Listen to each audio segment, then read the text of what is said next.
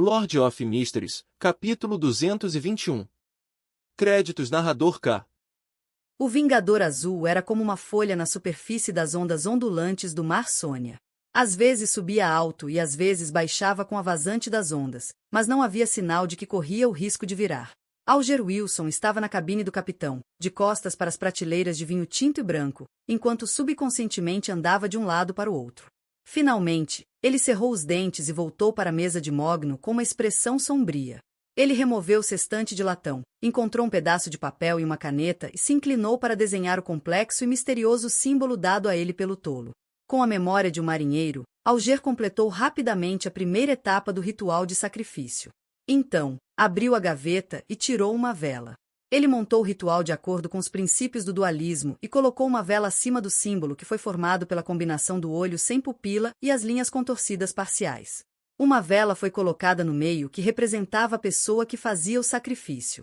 Depois de limpar todos os itens sobre a mesa, Alger condensou água pura na palma da mão e limpou o altar. Então usou a adaga de prata da cerimônia para criar uma parede de vedação que cercava sua mesa. Depois de fazer tudo isso, ele usou sua espiritualidade para acender as duas velas e recuou alguns passos sob a penumbra. Respirando fundo, Alger abaixou a cabeça e recitou no antigo Hermes, o tolo que não pertence a esta era. Você é o governante misterioso acima da névoa cinzenta. Você é o rei do amarelo e preto que traz boa sorte. Seu servo dedicado ora por sua atenção. Eu rezo para que você aceite suas ofertas. Eu rezo para que você abra os portões do seu reino. Este antigo encantamento reverberou dentro da parede da espiritualidade, provocando ventos em espiral enquanto avançavam com a força da natureza. Era a linguagem de sacrifício mais antiga criada pelos Beyonders humanos e continha muitos mistérios em si. No entanto, faltava proteção suficiente para o usuário. Suportando a dor que era semelhante a facas cortando sua pele, Alger tirou uma pequena garrafa de vidro marrom escuro do bolso, abriu a tampa e despejou muitos grânulos em forma de gergelim. Esses grânulos giravam com um brilho metálico e exalavam uma sensação de beleza indescritível. Alger espalhou esses grânulos ao vento. Voxox! O vendaval ficou mais forte, mas não era mais tempestuoso. Foi tingido em duas cores distintas, prata e preto. Enquanto eles continuavam a colidir e se misturar, os dois ventos de cores diferentes foram infundidos na chama da vela que simbolizava o tolo, florescendo e abrindo uma porta ilusória de tamanho comum. Sua superfície foi esculpida com o mesmo símbolo que Alger havia desenhado. Nesse momento, Klein testemunhou o surgimento da porta nebulosa atrás de sua cadeira de espaldar alto.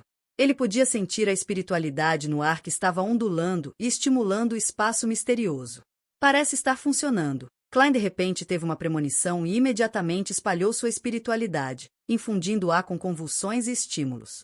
Crique! Em meio aos sons insubstanciais, a porta embaçada se abriu lentamente.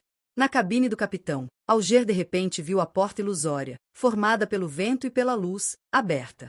Atrás dela havia uma escuridão profunda formada por um número incontável de sombras quase invisíveis. Mistura a tudo haviam luzes, elas eram esplendores lustrosos abrangendo enormes quantidades de conhecimento. Situado acima delas estava a espessa névoa cinza com o antigo palácio com vista para o mundo real.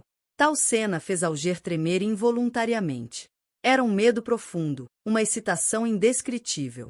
Ele rapidamente pegou a glândula pituitária da salamandra arco-íris que havia preparado há muito tempo. Segurou-a com as duas mãos, e com a cabeça baixa, ergueu o objeto do tamanho da palma da mão que mudava constantemente de cor e tinha uma sensação suave nas saliências da porta ilusória. As mãos de Alger fica rã mais leve sob o súbito aparecimento e desaparecimento instantâneo de uma força de sucção. Ele perdeu a leve sensação de formigamento que a glândula pituitária da salamandra arco-íris lhe causava. Ele não ousou levantar a cabeça até ouvir a voz profunda do tolo ecoando em seus ouvidos. Você fez bem. É uma honra, Alger respondeu sem qualquer hesitação. Ele olhou para frente novamente, apenas para ver que a porta ilusória havia desaparecido. O vendaval parou e as chamas das velas voltaram ao estado original. Depois que as velas foram apagadas de acordo com os procedimentos normais, Alger sentou-se com uma expressão complicada e disse para si mesmo silenciosamente. No começo, apenas as pessoas podiam ser puxadas para o mundo acima da névoa cinza. Depois de um tempo, as respostas podiam ser feitas por orações. Agora, sacrifícios e doações podem ser realizados. O senhor tolo está se libertando de sua situação um passo de cada vez, e pouco a pouco, ele entrará no mundo real. Esse palpite ou conclusão assustou e preocupou Alger, mas ele também sentiu um pouco de alegria. Pelo menos sou membro do clube de tarô, um dos primeiros membros, ele suspirou. No majestoso palácio acima da névoa cinzenta, Klein brincava com a glândula pituitária da salamandra arco-íris. Várias cores foram refletidas em seu rosto, enquanto mudavam constantemente de cor. Uma leve sensação de formigamento veio de sua palma, e um forte sentimento de realização encheu seu coração, fazendo revelar um sorriso genuíno. No futuro, o clube de tarô se tornará ainda mais milagroso. Depois de refletir sobre a situação, Klein estendeu sua espiritualidade e enviou sua vontade estrela carmesim que representava a senhorita Justiça. Depois de voltar para o quarto, Audrey não conseguia mais ficar sentada quieta na beirada da cama. Ela folheava inquietamente os livros ao lado da cama e, de vez em quando, examinava-se no espelho com um olhar desfocado.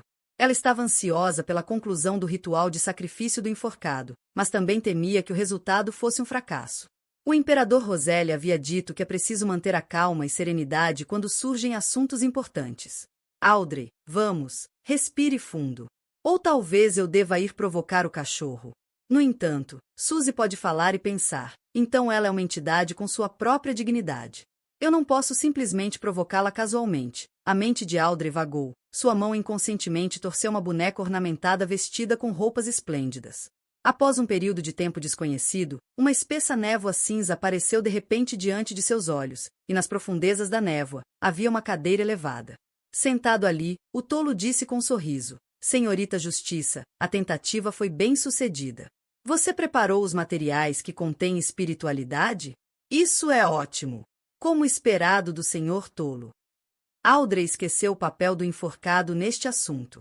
Ela conteve seu entusiasmo e disse, sim, sempre tenho esses materiais comigo. Audrey era mesma antes mesmo de ingressar no clube de tarô, mas naquela época ela não sabia quais materiais poderiam ser considerados como contendo espiritualidade. Ela apenas os transferiu do tesouro da família de acordo com as várias fórmulas de óleos essenciais que havia reunido. Klein assentiu levemente e disse, quando você planeja realizar o ritual? Isso é baseado na premissa de que não há Beyonders ao seu redor. Um cachorro Beyonder conta. Audrey olhou para a porta bem fechada, sentindo um pequeno puxão na consciência. Eu posso fazer isso agora. Klein concisamente acenou. O processo do ritual é o mesmo que descreve anteriormente. Tudo que você precisa fazer é mudar a oração para sua serva dedicado ora por sua atenção. Eu rezo para que você abra os portões do seu reino. Eu rezo para que você me dê forças. Além disso, use o método do dualismo. Audrey pensou sobre isso, lutando contra o desejo de acenar com a cabeça, e ela começou a se preparar para o ritual. Quando a porta ilusória se abriu e uma cena ainda mais ilusória do que o céu estrelado apareceu, Audrey sentiu-se intoxicada de corpo e mente. Este é o mundo misterioso que sempre busquei. Este é o tipo de sentimento que eu sempre quis. Ela elogiou o senhor tolo de todo o coração. É fé na deusa, mas para o tolo é adoração. Audrey silenciosamente se explicou em sua mente. Logo depois, ficou surpresa ao ver que havia algo no altar. Era um objeto macio com cor brilhante e cheio de sulcos. A glândula pituitária da salamandra arco-íris. Audrey sentiu uma onda de alegria em seu coração. Seus olhos brilharam quando ela teve o desejo de dar um passo à frente e agarrá-la. No entanto, seus costumes de etiqueta dominaram quando ela elogiou sinceramente o senhor tolo mais uma vez. Depois de terminar o ritual, ela avançou impacientemente e examinou cuidadosamente o material Beyonder 5 vezes. Nosso clube de tarô está em um nível mais alto do que todas as outras. Organizações secretas. Audrey secretamente se sentiu presunçosa. Ela então olhou cautelosamente para a porta, como se tivesse medo da súbita intrusão de Suzy. Ela teve que redobrar seus esforços e preparar imediatamente a poção para completar seu avanço. Alguns minutos depois, segurava uma garrafa de líquido que continha brilhos em constante mudança que podiam brilhar no fundo do coração de todos. Ela bebeu com confiança a poção telepata e superou com sucesso o estágio de integração com as características do Beyonder, alcançando um avanço. A visão diante dela parecia clarear significativamente, com um grande aumento em outros aspectos. Audrey costumava usar a cogitação para conter a dissipação da espiritualidade. Depois que sua sequência se estabilizou, ela sorriu e caminhou rapidamente até a porta, deixando a Golden Retriever entrar. Ela viu a óbvia suspeita no rosto de Suzy. Você demorou muito mais do que o normal. Suzy não escondeu seus pensamentos. Audrey sentou-se em um divã e riu secamente antes de mudar de assunto. Suzy, diga-me, como devo informar Chiu e For secretamente sobre um determinado assunto sem me revelar, ainda assim interessando-as? Antes de terminar a frase, Audrey começou a refletir seriamente sobre a missão que o Sr. Tolo havia designado para ela. Então, ela olhou para Suzy, e Suzy olhou de volta para ela. A humana e a cadela mergulharam em pensamentos profundos ao mesmo tempo. Depois de completar seu objetivo, Klein voltou à realidade. Dormiu por pouco mais de 1 hora antes de sair correndo pela porta. Ele gastou 1 libra para comprar um par de óculos de aro dourado, perucas e uma variedade de bigodes que podiam ser arrancados e colados com adesivos. Eram disfarces de que ele precisaria mais tarde. Antes do jantar, fez uma viagem para o Burgo Leste, a área mais movimentada e a mais insegura da cidade. Ele alugou uma casa de 1 quarto por 4 soles, 3 centavos por semana. Ele pagou 2 semanas de aluguel e um depósito, chegando a um total de 17 soles. Só então Klein completou todos os seus primeiros preparativos. O Burgo Leste também deixou uma profunda impressão nele. A maioria das ruas aqui eram as mesmas da rua inferior de Tingen, mas a área que compartilhava as características era muitas vezes maior. As roupas dos residentes aqui eram velhas, mas decentes. Muitos deles estavam vestidos com roupas surradas com pele pálida e corpos magros. Era como se a qualquer momento fossem virar feras por causa da fome ou da pobreza. Portanto, as gangues corriam soltas no Burgo Leste. Quando ele voltou para o Burgo Sherwood, Klein sentiu como se tivesse entrado no céu vindo do inferno. Nos 2 dias seguintes, experimentou usar sua espiritualidade para realizar os rituais e criar amuletos. Ele não rezava mais para a deusa e esperava que os efeitos de seus minúsculos anúncios produzissem frutos. Na manhã de quinta-feira, Klein finalmente ouviu a campainha tocar. Fim do capítulo. Créditos narrador K.